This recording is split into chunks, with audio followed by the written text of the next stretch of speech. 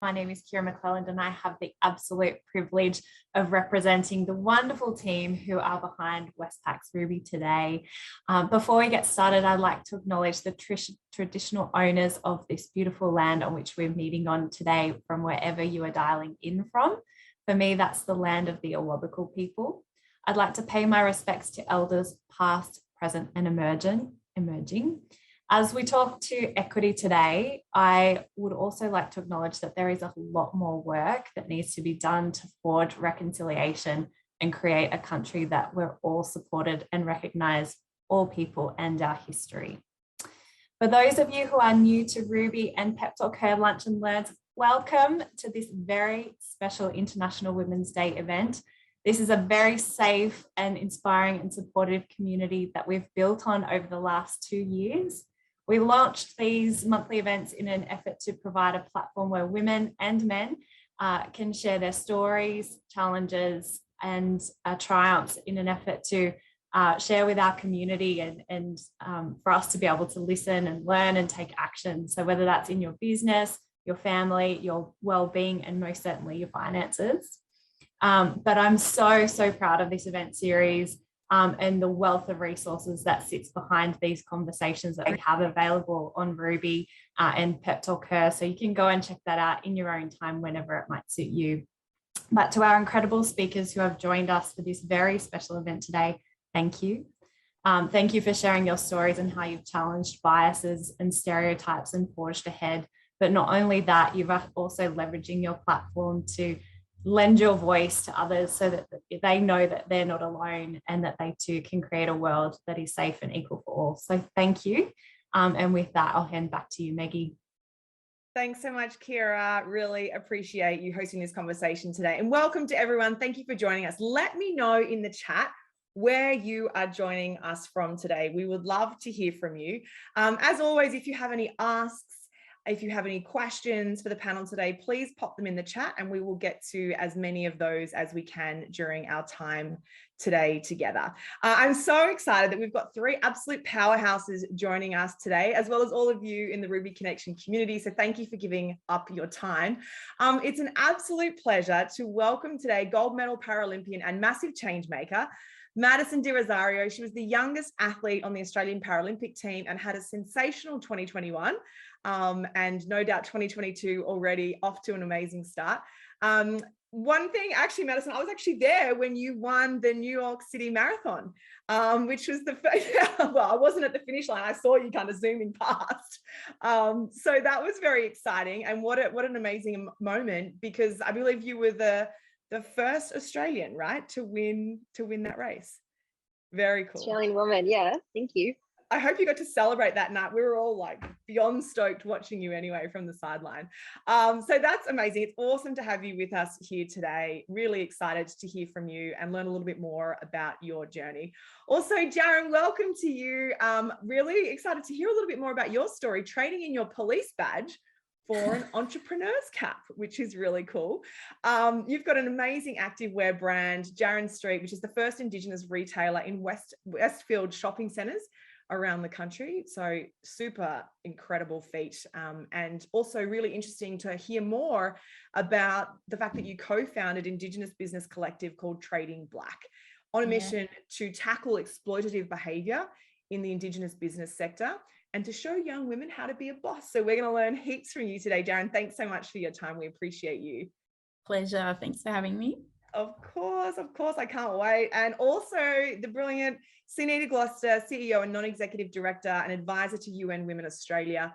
Sunita, really looking forward to hearing from you and learning from your 30 years of experience as a media marketing guru and the fact that you spend so much of your time, and I know this is a huge passion for you, convincing businesses and making the case that diversity, gender equality and inclusion are not just important, but they're actually key to growth and success. So welcome to you as well. Thank you so much for joining us. Thank you. Thank you for having me. Of course. So listen, let's kick things off and just, Sunita, I want to come to you first. Can we just set the scene? How does Australia compare to the rest of the world, particularly as it pertains to gender equality? Really good question. So, if I was to ask everyone on this call for a progressive, developed nation like Australia that chases and likes to punch above its weight on many rankings, including and especially sport, you'd probably assume that we'd place higher on gender equality than 50th, especially when New Zealand ranks 4th. And you know how competitive we are across the channel. So you don't have to take my word for it. There is a global gender gap index, which is published by the World Economic Forum, and it tracks gender equality on 4 dimensions: on economic participation and opportunity, which is jobs, educational attainment, health and survival, and political empowerment. On education, we're right up there. But of 156 countries ranked, we still sit at 50. And most of our Western peer countries are way above 25. So that's not a great position for us. And, even if you were to drill down on all the statistics around equality in general in Australia, it's not a great picture. For a lucky country, 1 in 3 women in Australia still experience violence or sexual harassment. On average, 1 woman is killed every week at the hands of someone she knows. We spend twice as much time on unpaid labour. We account for less news sources. We retire with less money. Yeah. And that's before you layer in people of women of colour, non-binary women, women with a disability, our First Nations women, LGBTQI communities. The stats just get worse. So we've got a lot of work to do. Madison, hearing this, and I know we were chatting about this a little earlier, does any of this surprise you, the ranking in terms of where Australia sits from your experience? It's funny. I've gone to travel a lot and definitely see a lot of different places. And on the outside, I think, we do come across very, very well. And that's what I find so interesting is it's almost as though everyone I speak to wants to do the correct thing when it comes to genuine, authentic diversity. And we want more information, and there's just not much. There is access to it, but so many people live in ignorance, not knowing where to look for, or not believing it's their responsibility. And one of the things that we talk about in this space a lot is the fact that this conversation is being had by the minority groups themselves. And while we are the more knowledgeable ones in this space, obviously we have the lived experience and understanding, when it comes from us, it seems like larger communities are more willing to dismiss that. When it comes from somebody who looks like the person that you want to change, it's almost like it's a call to action. And so one thing that we don't do very well here, I find, is in terms of our allies and how those conversations go. We have a lot of minorities, like I'm also a woman with a disability, and I can speak to this all the time, and I could say all of the right things, but it's never going to have the same impact as the going to work alongside someone with a disability, 9 to 5, and then amplifying that voice. When it comes from your straight, white, cis, able-bodied men, it almost comes across as a call to action. I feel like that is what we're missing in this space, and I feel like this International Women's Week, and I think a lot of us feel the same way. There is it almost feels like we're preaching to the choir. We are telling women who agree with us already that this is it. And while that's amazing because we're kind of helping share stories and provide language, and I lean so heavily on the women that I speak to this week, and I grow and how I want to speak about things changes. But what we haven't been able to do is get that allyship where it needs to be. And I think that's one of the big things that will change the landscape here in Australia. I think you're speaking what a lot of people are thinking. I really appreciate you sharing that, Madison. And Jarin, what about you? How are you feeling about International Women's Day this year, and the intersectionality in the conversations that are going on, or lack thereof, should I say? Yeah. Before I dive into that, I'll do my protocol and acknowledge country. I'm coming to you guys on Gamaragal country in Sydney, and paying my respects to elders past and present, paying my respects to any other Aboriginal people that are tuning in, and also acknowledging country for where everyone's coming in from. So I'll jump in there, and thank you, Kira, for that introduction and acknowledgement as well. Yeah, as Sunita said, and just going back to the last question as well, the representation of Aboriginal women across all of those areas is overwhelming. We know this. And that's, a global fact. And just going on to what Madison said about the conversations, I'm very close. I'm read by really strong, prominent Aboriginal women who are leaders, and they're the women that guide me through life, my elders. And what really breaks my heart is when I hear them say that we're having the same conversations now that they had when they were my age. And it just really, it makes me so angry, you know. How is that possible? These women are powerhouses, and the things that they achieved in this country, Aboriginal women have been on the front line from the beginning. How can we still be having these conversations? So that really, I mean, I feel the responsibility of that very deeply, and my kids feel the responsibility of that very deeply as well. They have their own bonds with their elders, but this is something that's not unique to me. These are conversations happening in all Aboriginal communities across the country, particularly with women. And I do get frustrated. I'll also say, when you ask me about International Women's Week, I've never, in my previous career, I've never really participated in these events. Right. So these conversations in these spaces are very new to me. You know, obviously in Aboriginal community, my own families, in my own worlds, always. But yeah, I'm still, like, I guess, exploring this space. And what I see as frustrating is just the lack of conversation about what's really affecting women and what's really speaking to these disparities. How can we have a conversation about gender equality without talking about racism? How can we have a conversation about this stuff without talking about discrimination? It makes no sense. So yeah, I appreciate these conversations in these weeks. They're conversations that should be being had every single day, and we can't have them without talking about intersectionality. Yeah, and making sure that it's not just like a splash in the pan, to your point, Jarin, like a one-off kind of event, a feel-good thing, and then 364 days of kind of the status quo, which we know, to Sunita's point, in Australia is not fair and equitable. And also, I'd just love to acknowledge that I'm coming from the Lenape lands today, and want to acknowledge the elders past, present, and emerging here as well. Madison, I want to ask you a question, because, you know, I think Jarin raised the issue that the fight for equality in Australia has been going on forever, right? Like, Indigenous women have been fighting for women for generations. Women before us have been having these conversations. And it's interesting because we've seen, you know, Grace Tame dominate the headlines recently, given her Australian of the Year award, and her courage coming forward, sharing her story as well. I think it's interesting to note, you know, the amount of vilification that she received for her frankness. And I want to talk about this because I think, you know, some of the traits that women are criticized for in the media are often the same ones that are in fact celebrated when we see them in men. So I wanted to kind of ask you, Maddie, like, how did you observe this playing out, and how have you balanced in your career, your identity as a top athlete and the way that that's kind of then perceived in the public eye? So that's really interesting, because I think identity is so incredibly multifaceted, and you're right. So many traits that we applaud in men, we absolutely vilify in women. And when we look at sport, the traits that we demand of athletes are traits that we also vilify in women. And so finding a balance and who you are as an athlete is almost an uphill battle, and one that so many of us have had to participate in. And I find the interesting thing about Grace is that, yes, she is angry, and yes, she is criticized for it, but she's also celebrated for it. She's someone who's been able to be very angry very publicly and still make waves and have the impact that she is searching for in that space.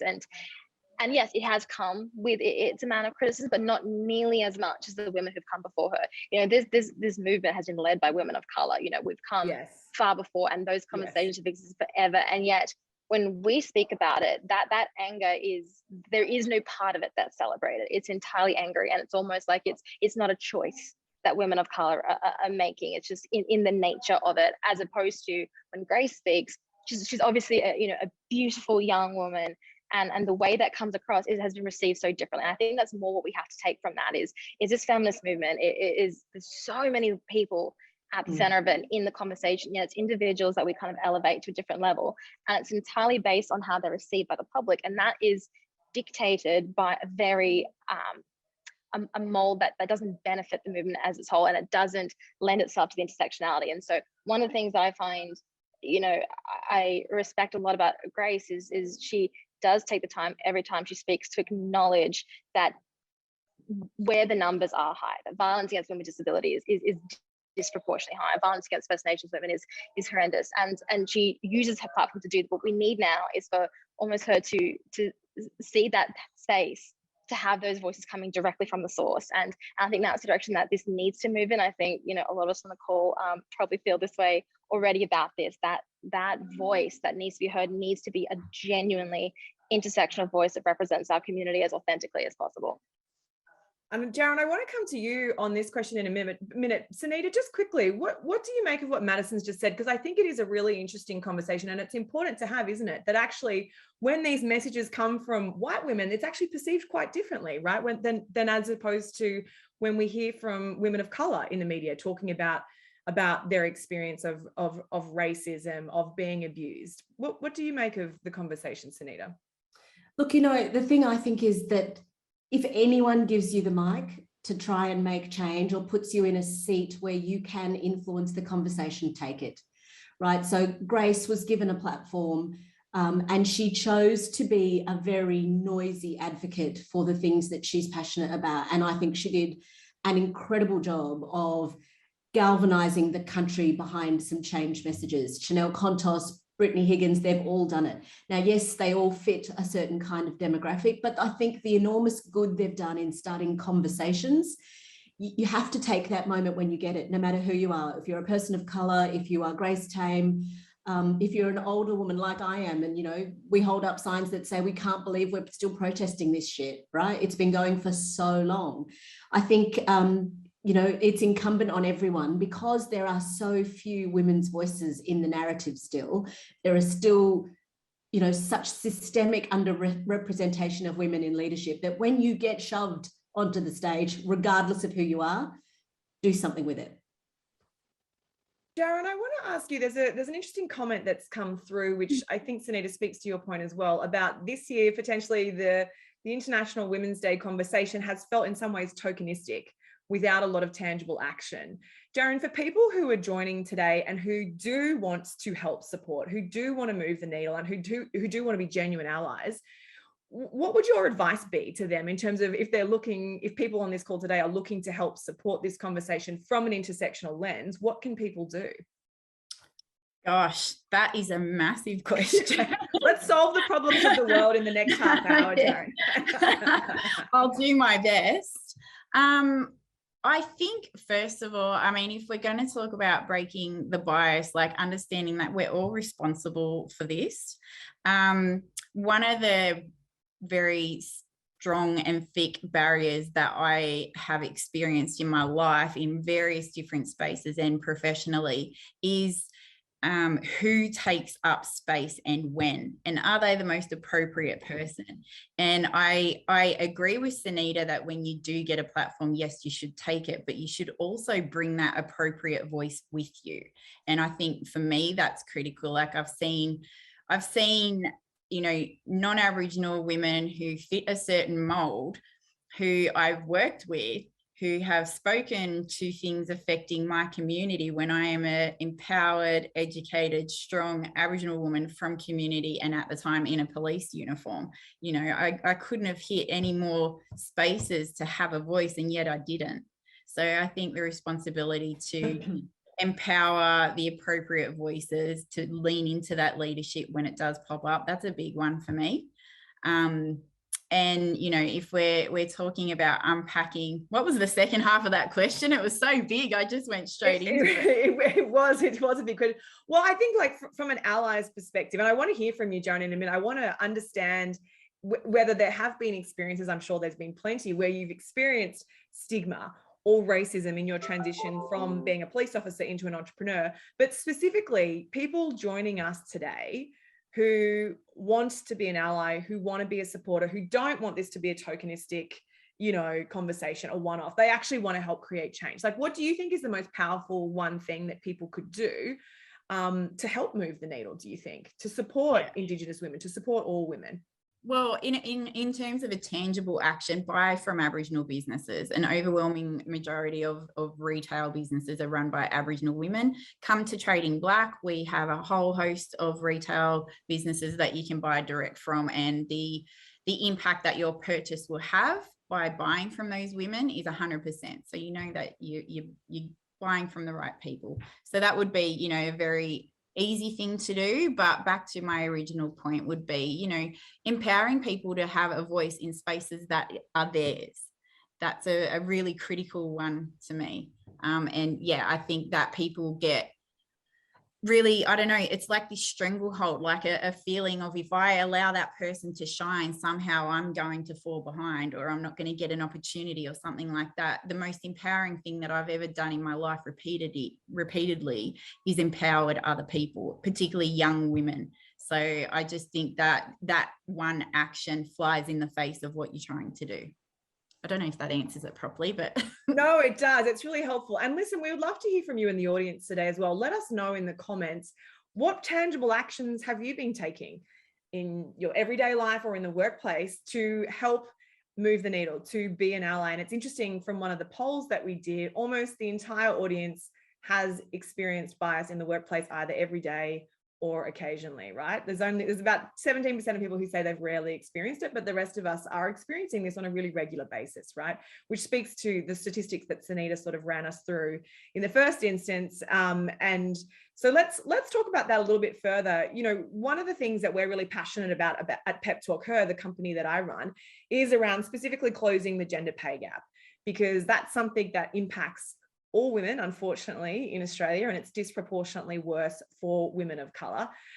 Madison, how do you balance that? Because we know the conversation with women in sport in particular, when we want to talk about the pay gap, let's talk about the pay gap with women in sport. What have your experiences been? Can you share any of the experiences that you've had in terms of contract negotiations and pay with your experience versus potentially some of your male sporting colleagues?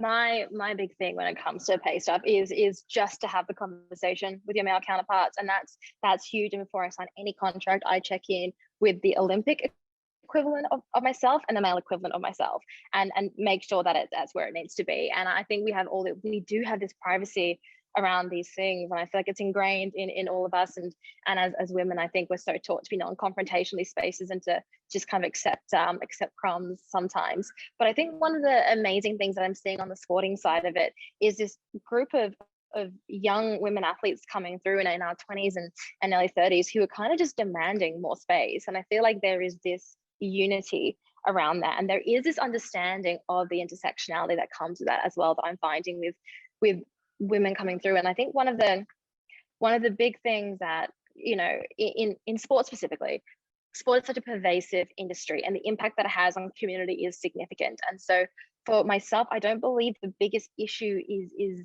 in the specific pay gap. While it is significant, it's the impact that pay gap has on communities and the value that we place on women over men doing the exact same job in such a public space.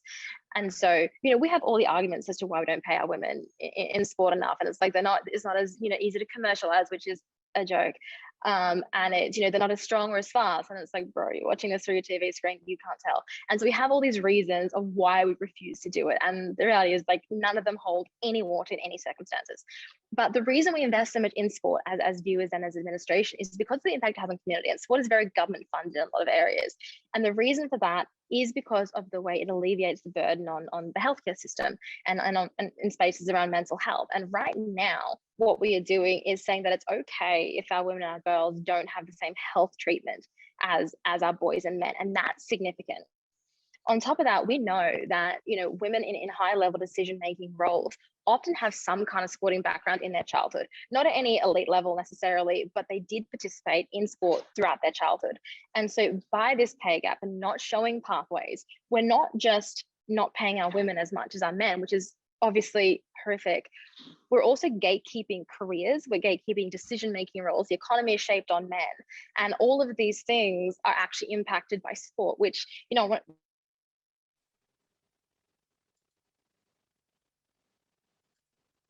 we've got a technical issue there, but Sunita, I want to come to you on this question of the pay gap. Because, you know, as Madison said, it is pervasive and we hear these kind of arguments for it. And it's interesting, I'm getting a lot of comments through in the chat, and please keep them coming, about pay secrecy clauses. So unfortunately, we know in Australia, they still exist. So pay secrecy clauses are something that you might find hidden deep in your contract, your employment contract, that actually stipulates you're not allowed to discuss your compensation with colleagues. And if you do, you may lose your job. That has been outlawed in America. It has been outlawed in the United Kingdom, but it still exists in Australia. Sunita, tangibly, for people joining today who are kind of having some of these challenges, trying to figure out, we're having a lot of suggestions sent through. Talk to men in your life about pay, talk to your children about pay, normalize talking about money, which I think is great. From your corporate experience, what would your top piece of advice be? Look, I think speak up, right? Use your voice in lots of different ways. You have a right to ask if you are being paid fairly and equally, and you should ask. You know, the fact that we have a gender pay gap nationally of 13.8%, which shows some improvement on the previous year at 14%, is bad. I'm not suggesting it's not. What's worse, though, is the inaction when employers discover that they have pay gaps in their businesses. So the Workplace Gender Equality Agency, which does this analysis, finds that 85% of employers still post pay gaps year on year, and half of them do nothing about it when they find the pay gaps.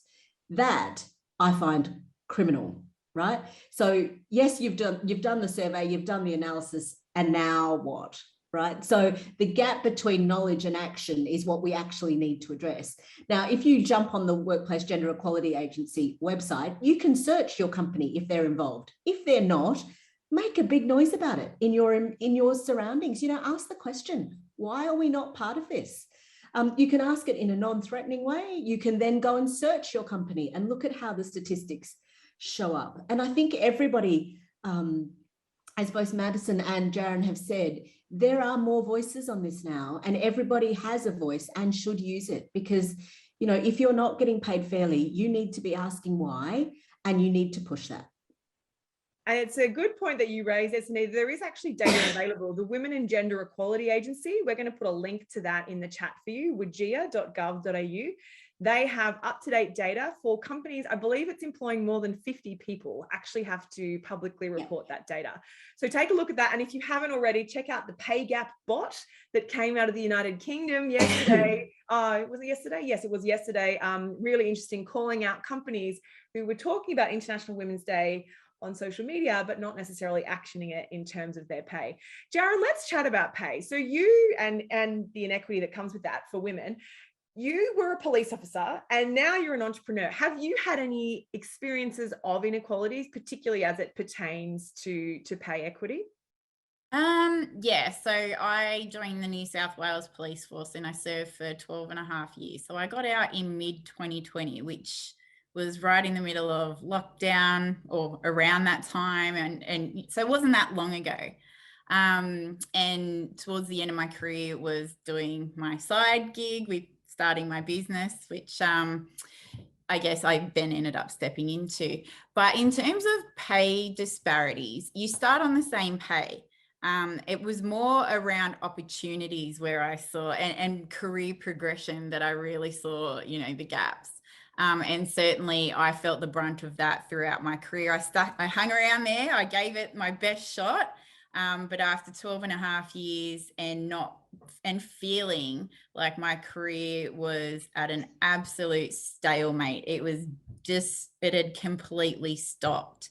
And things around when I had children and things that were said to me when I had kids, I actually had somebody say to me, who's going to look after your kids if you want to go for this promotion? And I was like, and at the time, my other half, who was also a serving police officer, these are questions, obviously, he had never been asked ever. So certainly there were instances of that.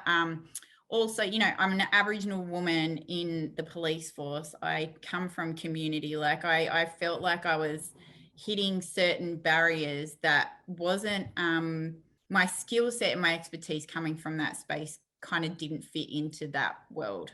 And so, yeah, in terms of career progression, that was definitely something that I saw. That was basically the ultimate reason why I ended up leaving and stepping into entrepreneurship. The self-determination piece was critical to me. Interesting. The difference that you experience versus your partner in the same industry is all quite stark, isn't it? Please keep your questions coming through. If you've got questions for our panelists, we will get to as many of those questions as we can. Maddie, I want to ask you a question. You've talked a lot publicly about the difference between representation and visibility, particularly, you know, given your role that you often have as a spokesperson for disability and women's rights and equality. I think it's important for people on the call today to understand, like, why is that distinction so important, and how does that impact you in the work that you're doing? There is a very distinct difference in representation and visibility, and in terms like the progression for so many of us in minority groups, it does start with representation, where in that space, though, your entire identity is whatever minority group it is that you are representing in that space. You don't get to lean into every aspect of who you are. You are simply very tokenistic, but at least you are seen. And so that's where I feel like a lot of us have gotten very stuck. And, you know, I definitely still get invited to events as, you know, because I don't yet have like a woman with a disability in that space. And, you know, you want to make up, you know, basically a diversity check. And that's representation. It's not fair on the individual that is expected to occupy that space, but it's also not fair on the entire community they do represent. You know, in Australia, 20% of us live with disability.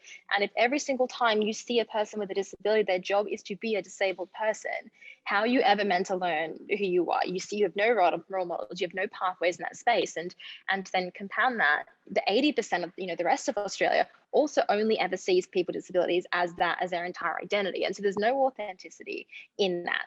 Whereas visibility is when you are turning up in all of your power. You are turning up as every single part of who you are, and you are an entire human, and that whatever minority group that is a small part. And for myself, you know, I'm a very proud woman with a disability, and I love every single part of who I am, and I want to turn up with that being a part of my identity. But I'm also a woman of color. I'm also an athlete. I'm also, you know, every other thing that I am, and you want to see all of that. And when, you know, I think about, you know, I think about little girls with disabilities who look like me, getting to grow up and see someone in some kind of spotlight that is multifaceted. Like, I didn't have that. Anytime I saw a person with a disability, that was their entire role. And so you begin to internalize that. You begin to believe that that is who you are.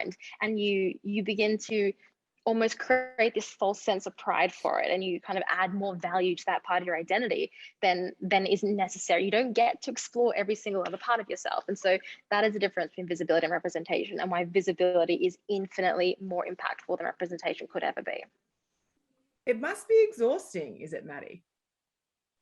It is. I also feel like, you know, and we don't see too many people with disabilities, you know, in media in Australia, and the ones that we do see are Paralympians, and you can't expect the most physically elite version of disability to be what we decide disability looks like. It's unrealistic, and it's also doesn't do justice to that entire beautiful 20% of our community.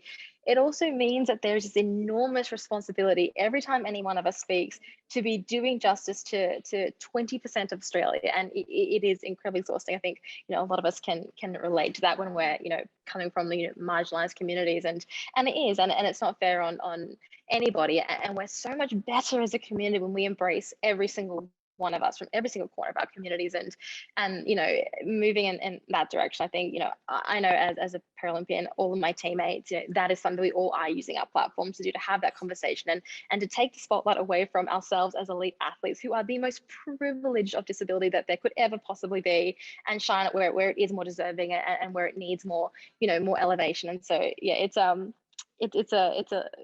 moving in the right direction. Not quickly enough, but we're grateful to you and the advocacy that you do. And Jarin, I want to just ask you a question. You know, Madison mentions the power of visibility, and particularly as role models. Do you feel that sense of responsibility as well? Is that a bit of a part of the reason behind you starting your business?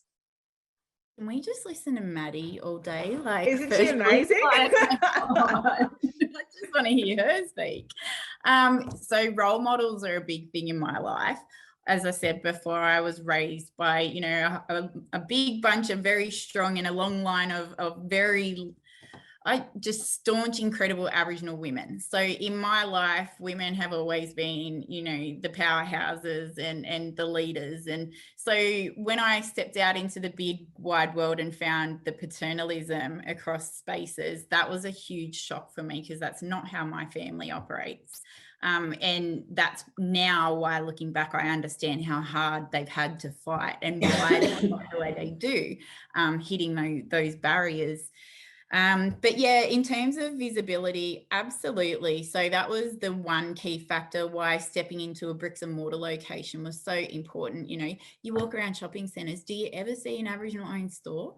You might see a gift store down in tourist places. Generally, they're non-Aboriginal owned and you don't know where the product's coming from. So yeah, I love shopping. Who doesn't? You know, I like my active wear, and I just wanted to find a shop or create a space where Aboriginal businesses could be celebrated and authentic and straight from community. So that visibility piece to the broader public was that part of the business concept. But in terms of me individually, yeah, I think we all carry that responsibility, don't we? We all want to set good examples for our daughters, for our sons, for our nieces and nephews. But I think the thing that I'm probably leaning into now I'm most proud of is just, and sometimes I don't always feel this way, but I at least try to, is stepping into those spaces fearlessly and in my own power. And, you know, as Maddie said, leaning into all of the power that I have, because it's not just me. I'm here as a result of generations of women who have put that into me. So I have a responsibility, and I'm very proud in doing that. I hope I do a good job of it. And if I don't, I've got nans and aunties who are going to kick me in the backside and show me how to do a good job. So I'm always accountable anyway. But yeah, definitely, I have a lot of young women that work for me at the moment in our store. And we all talk about, and young men too, these incredible young people who we talk about their business aspirations and the things that they're talking about. I am so excited. And I also have to give my little 10-year-old a plug. She's a 10-year-old businesswoman. She's got hustle for days and she's way better at this than I am. So that for me, I can just, yeah, that's my happy place right there. Well, Jarin, please put in the chat. Let us know what her business is so we can all help support her. I don't know if she's on IG, whatever. Let us know. Lani's Curry Creations. I'll put it in. Put it in. Put it in. They're going to get bombarded with interest. And I think what's one of the positives, I suppose, that, you know, the negative that we've seen from COVID is that it's disproportionately impacted women in the workforce.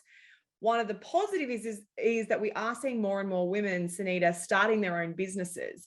And I'd love to know from you, you know, the wonderful thing about what Jarin's doing, starting her own business, you know, taking that financial situation and her career into her own hands, I think is really exciting. And we are seeing more and more women starting their own businesses, particularly in the developed world.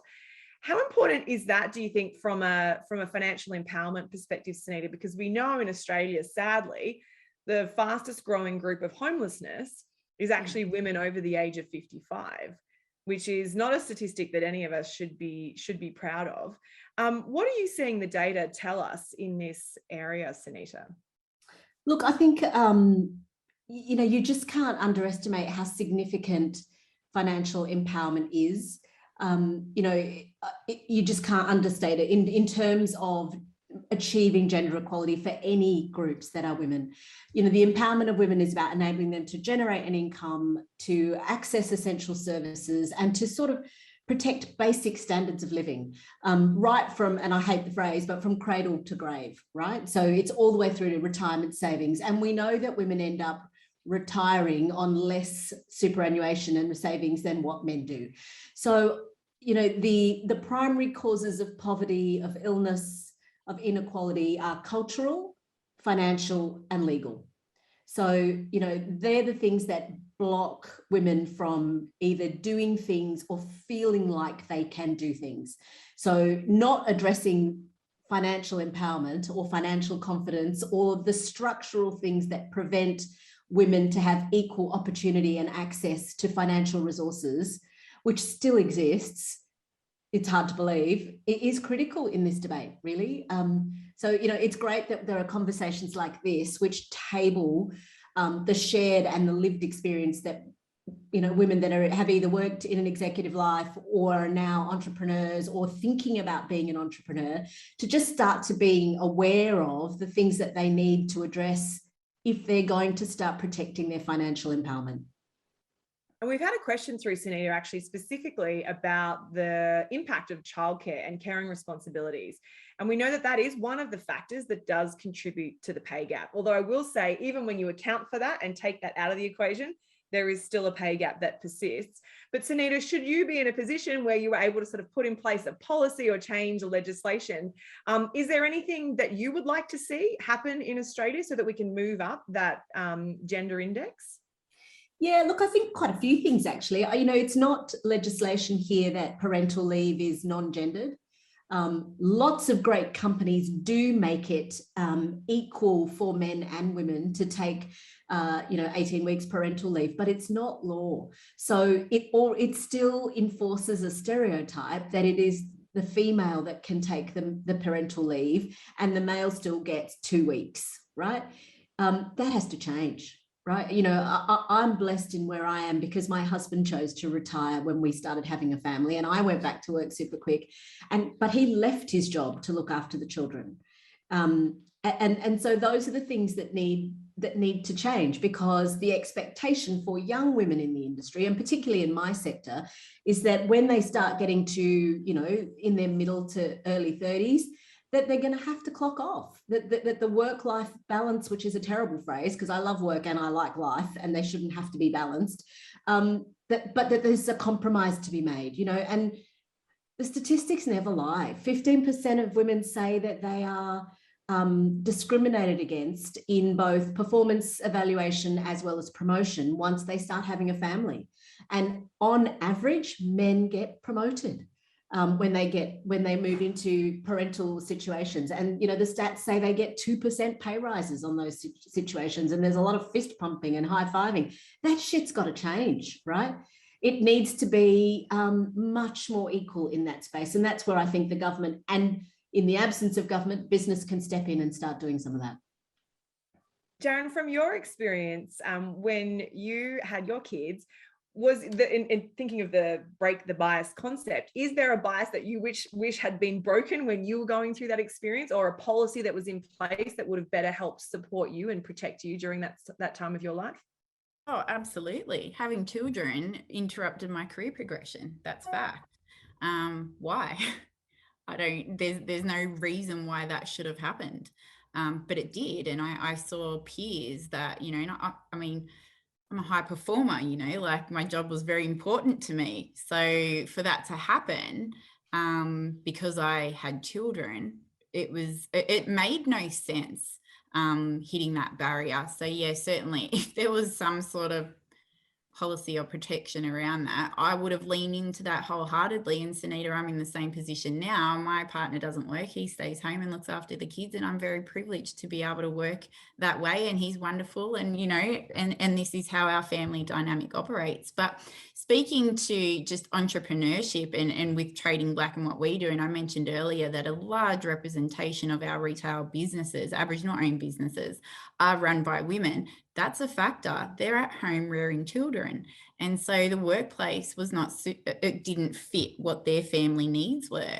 So what Trading Blak does, if we look at the barriers that these businesses or these business owners are facing, it's not just inaccessibility as a woman, it's inaccessibility to generational business knowledge and how to run these businesses, how to get access to the mainstream, which is why our Westfields shop is so important.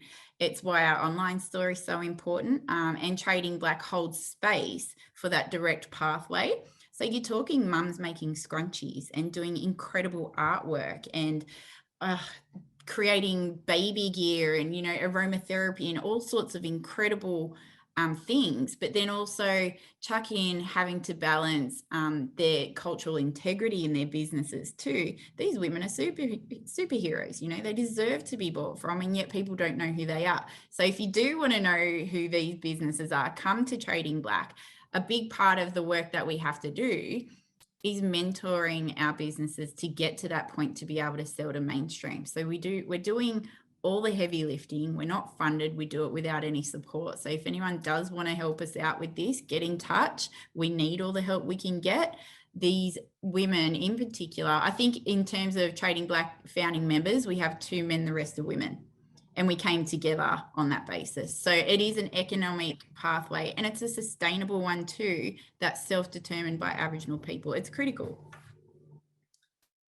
Put your money where your mouth is and check out Trading Blak on Instagram. We've popped the link in there. Make sure you check out Maddie and Sunita on social media as well. I want to be respectful of everyone's time, so we'll wrap up the conversation. But just quickly before we do, Maddie, the concept of breaking the bias this year and focusing on that as allies today, any tangible or practical advice that you can give to people that you would love for them to sort of take away and keep front of mind, so that today is not just a splash in the pan and a one-off, so that it actually creates tangible change from the grassroots, from all of us here today? I would say it is twofold. I think for us personally, when it comes to breaking the bias, it's about, you know, leaning into your own authenticity and working out what that is. I think so often we will end up in roles for reasons that aren't our own, because we think it's where we belong and it's what we've been told, and you know, and you try and be a version of yourself that you think will serve the job or the role you're filling, rather than making sure it serves you instead. And so I think leaning into your authenticity, and when it gets challenging, and you know, I think in every single industry and everything we do, it gets to a point where you're required to make sacrifices, and when it gets that hard, somebody else's reasons are never going to be enough. And I think that's when so many of us fall apart. And that's been a huge part of my career. I feel like, you know, I had a second phase to my career that started after I had that moment. And so my advice for us personally would be to find your authenticity and make your decisions around that. I think when it comes to, you know, the second half of that, I would say that we can all very actively and easily do is in the way we speak and the language that we use. And I think language is so incredibly powerful. And when we talk about, you know, say people with disabilities, that seems to be at the forefront of the conversation that we have. If we're describing somebody, that is the first thing that we say, even when it just is not relevant to the story. And I think that kind of, you know, just reinforces that idea that this is an important factor of this person, and it reinforces that identity on not just that person, but that entire community. And so I think the way in which we speak is incredibly important, and it shapes how, you know, the people around us begin to believe. And we, you know, obviously the way we think is shaped by the language. And so that's something that we can all do so actively, you know, for every single part of our lives. And I think it's so important. We are unfortunately out of time. I feel like you've all got to do a TED talk, and we want to watch all of them because you are fascinating. You have so much knowledge to share. Thank you for imparting your wisdom to all of us here today. Thank you kindly to Westpac's Ruby Connection for hosting today's conversation. And thank you to all of you for being allies, for showing up today and being a part of this community. We so appreciate you. We will be back next month, but in the meantime, please make sure you do check out and spend money on Trading Blak. Check out Maddie on Instagram. Her feed is awesome. And check out Sunita. She's on social media as well. We've popped the link to her Twitter in the chat.